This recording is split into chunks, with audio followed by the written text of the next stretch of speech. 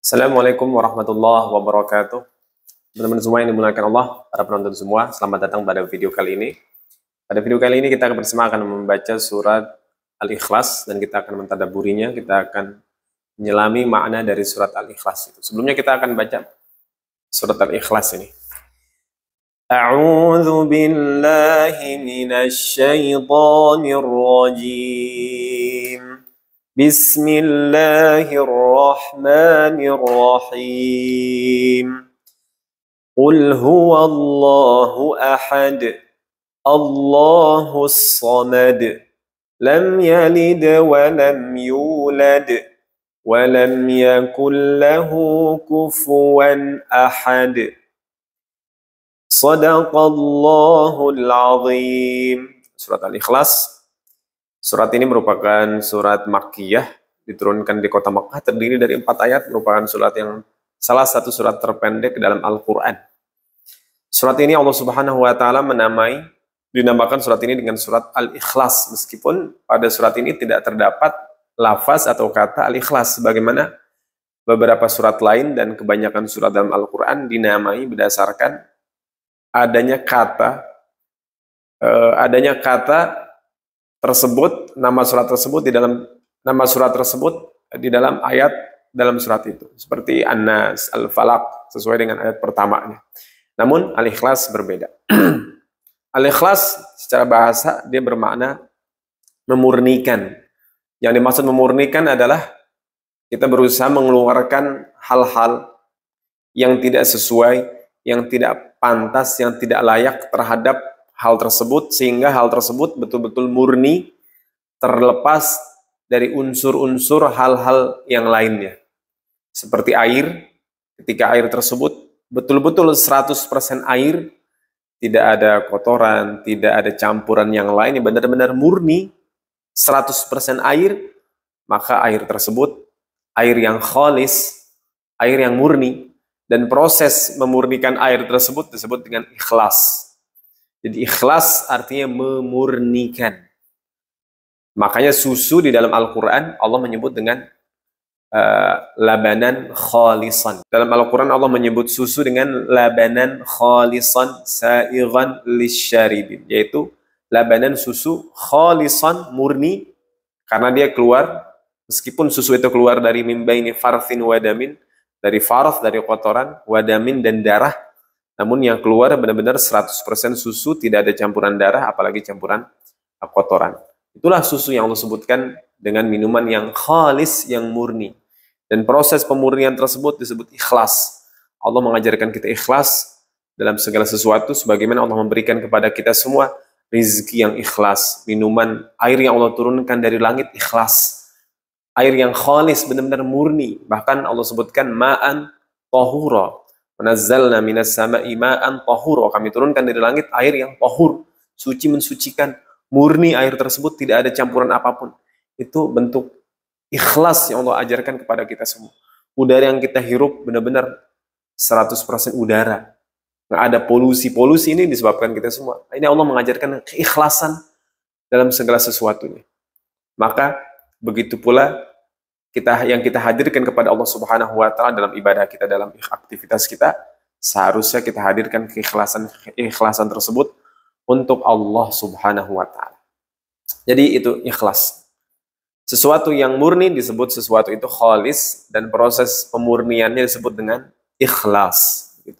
Dan orang yang murni disebut orang yang khalis. Ada orang yang memurnikan sesuatu, mukhlis namanya. Mukhlis orang yang berusaha memurnikan sesuatu, mukhlis.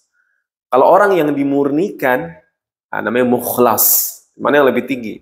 Orang yang berusaha memurnikan niatnya, atau orang yang Allah memurnikan dia? Tentu yang lebih tinggi adalah mereka, orang-orang yang Allah murnikan. Karena mereka telah lewat fase memurnikan niat, mereka sudah mencapai hal tersebut sehingga Allah murnikan mereka. Sebagaimana Allah menyebutkan tentang Nabi Yusuf alaihissalam, innahu min ibadinal mukhlasin. Setelah ujian yang banyak, Nabi Yusuf tetap berusaha mengikhlaskan segala sesuatunya kepada Allah Subhanahu wa Ta'ala, menghadirkan niatnya ikhlas, amalnya ikhlas, maka Allah jadikan Nabi Yunus innahu min ibadinal mukhlasin, Sesungguhnya ia termasuk hamba-hamba kami yang mukhlasin, yang kami murnikan dari segala sesuatu dosa, kemaksiatan, gangguan syaitan, perasaan-perasaan yang buruk. Allah murnikan Nabi Yusuf alaihissalam. Dan mereka yang dimurnikan juga merupakan mereka yang tidak dapat diganggu oleh syaitan. Ada golongan yang tidak dapat diganggu oleh iblis, oleh syaitan adalah illa ibadaka minhumul mukhlasin. Iblis mengatakan, ya Allah, kami akan mengganggu seluruh anak cucu Adam. Gitu ya. Itu janji iblis, kecuali satu golongan aja. Illa ibadaka, kecuali hamba-hambamu ya Allah. Minhum, di antara mereka, di antara hamba-hambamu, berarti di antara orang-orang beriman, al-mukhlasin. Mereka yang mukhlasin. Mereka yang mukhlasin bukan hanya niat ikhlas dalam ibadah, salat, niat ikhlas, ibadah ikhlas. Namun mukhlasin ini maknanya lebih mendalam lagi. Mereka ikhlas bukan dalam ibadah sih, bahkan dalam muamalah, dalam makan, dalam minum, dalam perkataan, dalam interaksi, seluruhnya pekerjaan mereka, seluruh hal yang tidak layak, yang tidak baik, yang tidak murni, mereka tinggalkan itu semua. Mereka inilah yang tak dapat diganggu oleh syaitan, oleh iblis. Karena nggak ada celah bagi iblis, karena iblis ini, setan ini kotoran begitu. Kotoran itu akan berusaha masuk, berusaha merusak kemurnian sesuatu. Maka orang-orang yang segala sesuatunya murni, nah mereka yang tidak dapat disusupi, tidak dapat dimasuki oleh syaitan dan iblis, laknatullah alaih. Baik, kita akan masuk ke tadabbur surat Al-Ikhlas. Allah Subhanahu wa taala berfirman di ayat yang pertama, Bismillahirrahmanirrahim, Qul huwallahu ahad. Katakanlah huwallah, dialah Allah, ahadun. Allah yang ahad, Allah yang maha esa, Allah yang satu. Surat ini memiliki asbabun nuzul, yaitu disebutkan dalam tafsir bahwa ada orang Quraisy datang kepada Nabi SAW. Ya Rasulullah, mereka mengatakan, wah ya Muhammad, ya Muhammad, seperti apa Tuhanmu? Coba asif lana rabbak. Coba deskripsikan kepada kami seperti apa Rabbmu itu.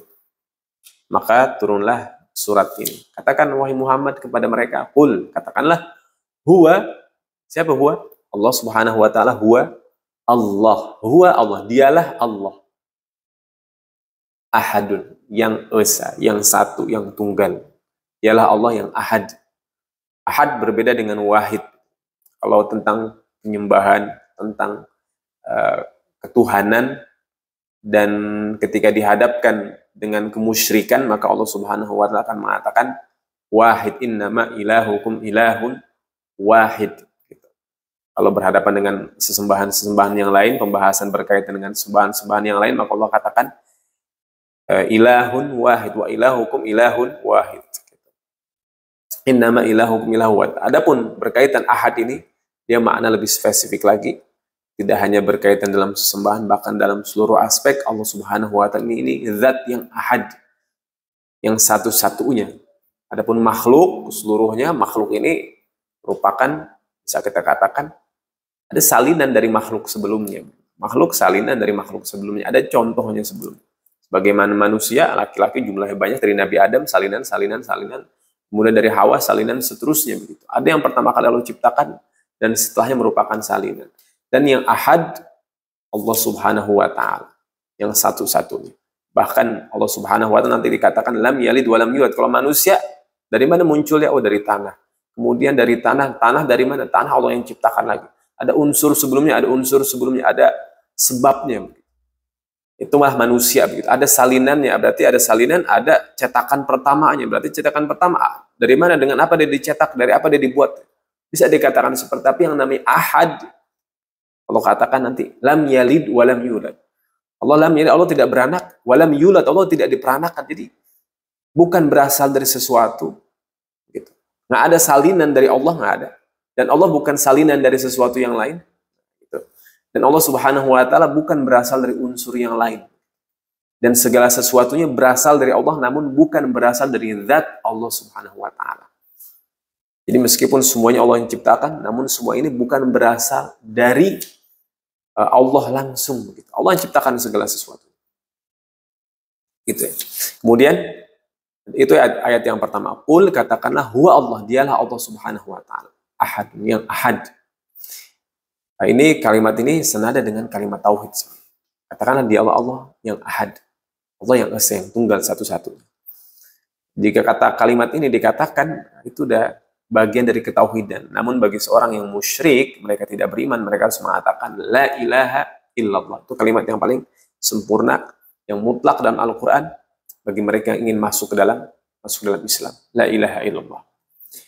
Kemudian yang kedua, di ayat kedua Allah Subhanahu wa taala berfirman, Allah As-Samad. Allah As-Samad. Allah dialah Allah As-Samad.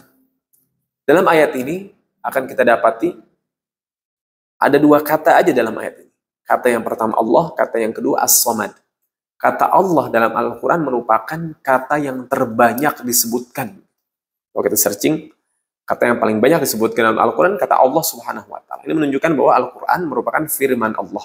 Dan Al-Quran merupakan kitab suci, bagaimana cara kita bisa mengenal Allah Subhanahu wa taala, bisa mencapai Allah Subhanahu wa taala, bisa mencapai apa yang Allah inginkan dari kita semua dalam berkehidupan di dunia ini agar mendapatkan kehidupan bahagia dunia dan akhirat. Inilah Al-Quran. Maka yang paling banyak dalam Al-Quran, lafaz Allah. Namun lafaz As-Samad ternyata hanya satu-satunya saja yang ada di dalam Al-Quran, yaitu di surat Al-Ikhlas ini. Allah As-Samad. Jadi lafaz yang paling banyak dan lafaz yang satu-satunya yang istimewa. Yang ada salinannya di surat lain. Kalimat As-Samad. Ini menunjukkan bahwa segala sesuatu yang jumlahnya banyak di alam semesta ini, dan segala sesuatu yang istimewa yang satu-satunya, itu semua berasal dari Allah Subhanahu wa taala. Meskipun kita lihat manusia jumlahnya begitu banyak, namun setiap manusia memiliki keistimewaan, memiliki ciri-ciri yang berbeda dengan satu dengan yang lain. Bahkan disebutkan bahwa jari jemari kita saja ini berbeda antara satu orang dengan yang lain. Ini luar biasa. Dari mana keistimewaan ini kita dapatkan? Meskipun manusia salinan dari manusia yang lain, namun setiap manusia memiliki keistimewaan, memiliki ciri khas yang berbeda, dan nggak ada yang sama. Meskipun kembar identik, pasti ada berbedanya. Berbeda jiwanya, berbeda hatinya, berbeda pandangannya, perspektifnya, berbeda. Begitu kan? Namun mereka semua berasal dari yang sama. Ini Allah Subhanahu wa taala, Allah katakan Allah As-Samad. Keistimewaan tersebut itu kita dapatkan dari nama Allah As-Samad. Allah zat yang satu-satunya. La ilaha illallah, tidak ada Tuhan selain Allah. Ya, Allah tidak berasal dari sesuatu yang lain, dan Allah tidak ada sesuatu yang berasal dari Allah. Lam yalid wa lam yulad. Namun segala sesuatunya Allah yang menciptakan. Dan segala sesuatu yang istimewa ini memiliki keistimewaan, memiliki ciri khas, itu semua sifat itu didapati dari sifat Allah, Allah As-Samad. Di antara makna As-Samad juga ulama menyebutkan makna As-Samad yang tidak memiliki celah. As-Samad alladzi laisa lahu jaufun. Yang tidak memiliki celah, tidak memiliki kekosongan, tidak memiliki rongga, begitu dalam terjemahan. Maksudnya adalah Allah tidak memiliki celah. Segala sesuatu yang Allah ciptakan di alam semesta ini penuh dengan kesempurnaan. Semua tertutup rapat yang Allah ciptakan, semua sempurna. Sebagaimana kita rasakan udara yang kita hirup di bumi ini. Mau kita pindah dari satu tempat ke tempat yang lain, pasti kita dapat yang namanya udara. Air laut, gitu kan? Apakah ada satu sisi di mana air laut kosong? Semua mau laut sebelah manapun, semua air permukaannya tertutup rapat. Itu Allah Subhanahu wa taala sifat dari As-Samad, yang ada celah dalam hal tersebut. Karena celah itu Allah tetapkan, yang namanya celah itu hanya ada pada manusia saja. Pada makhluk-makhluk Allah. Yang tidak memiliki rongga, celah, kecacatan hanya Allah Subhanahu wa taala. Adapun manusia, makhluk seluruhnya mereka memiliki celah, memiliki rongga, memiliki kekosongan. Karena kekosongan akan mengantarkan kepada kehancuran. Semua yang memiliki kekosongan akan mengantarkannya kepada kehancuran. Begitulah manusia. Misalkan manusia perutnya lapar, kosong, maka dia butuh makan, butuh mengisi perutnya. Bahkan banyak kejahatan-kejahatan terjadi karena disebabkan kekosongan, begitu. Karena ada celah. Gitu. Allah katakan Allah As-Samad. Kemudian ayat ketiga, lam yalid wa lam yulad. Allah katakan Allah ini lam yalid. Allah lam yalid, Allah tidak beranak. Mana lam yalid bukan hanya tidak beranak aja. Tidak ada, Allah nggak ada yang namanya dari zat Allah Subhanahu wa taala muncul zat lain yang berasal dari Allah Subhanahu wa taala. Sebagaimana yang namanya anak, yang namanya gen, yang namanya sel dari kita, muncul sel baru berasal dari kita. Baik anak kita sebut, itu semua berasal dari kita semua. Allah Subhanahu wa taala enggak. Zat Allah Subhanahu wa taala ada salinan copy paste dari zat Allah Subhanahu wa taala. Allah katakan lam yalid. Jadi nggak mungkin ada sesuatu muncul hadir yang berasal dari Allah Subhanahu wa taala. Sebagaimana anak, sebagaimana Allah katakan, kalau sekiranya Allah ingin mengangkat anak, Allah akan memilih dari yang Allah Subhanahu wa taala ciptakan sendiri, namun Allah katakan subhanahu. Allah maha suci dari itu semua. Zat Allah Subhanahu wa taala lebih besar lagi, lebih agung lagi dari sekedar menjadikan sesuatu yang berasal dari dirinya. Allah Subhanahu wa taala zat yang ahadun. La ilaha illa hu, tidak ada Tuhan, tidak ada sesembahan, tidak ada zat yang hakiki, yang maha ada kecuali Allah Subhanahu wa taala. Dan gak mungkin ada Rabb, ada Tuhan lain selain Allah. Bahkan tidak ada Tuhan lain yang berasal dari Allah, itu nggak ada. Lam yalid walam yulad walam yulad. Dan Allah Subhanahu wa taala juga bukan berasal dari zat yang lain, bukan berasal dari Rabb yang lain. Allah adalah satu-satunya Tuhan, satu-satunya sesembahan, satu-satunya yang menciptakan seluruh alam semesta ini.